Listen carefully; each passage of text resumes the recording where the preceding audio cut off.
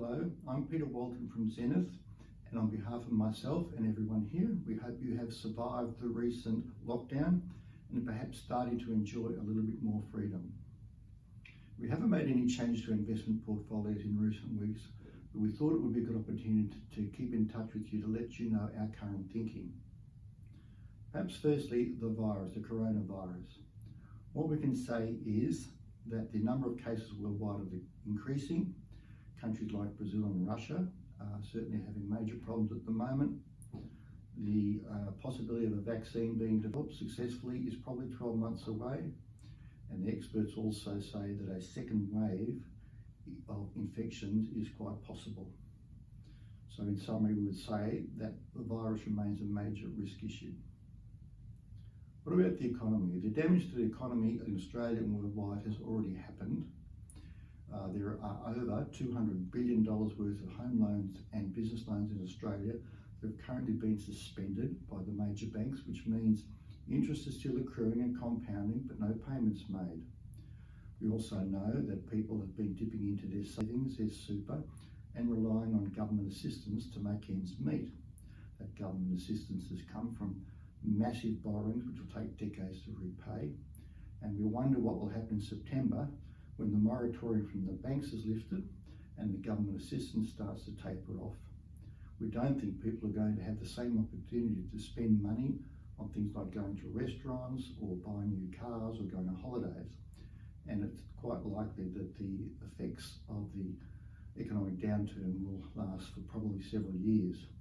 Even the federal government has just announced a 3 to 5 year program to deal with our new unemployment issue, which suggests that they also think it'll go on for a long time.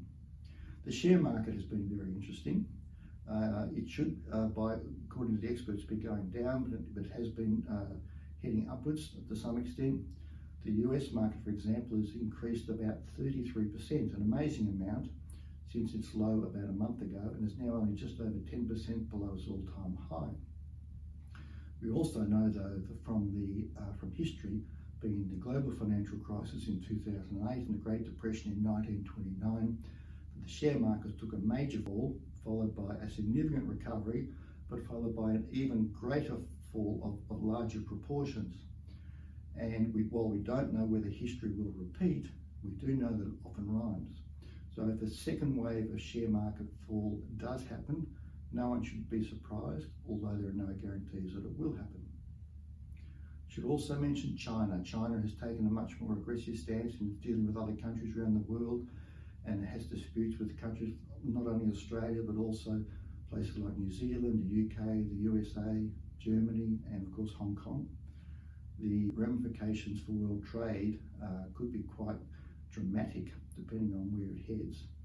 And Donald Trump's re-election strategy seems to be to blame everything on China, which is going to continue the next few months. So that's a problem. So in summary, we can see that there are still issues from the virus.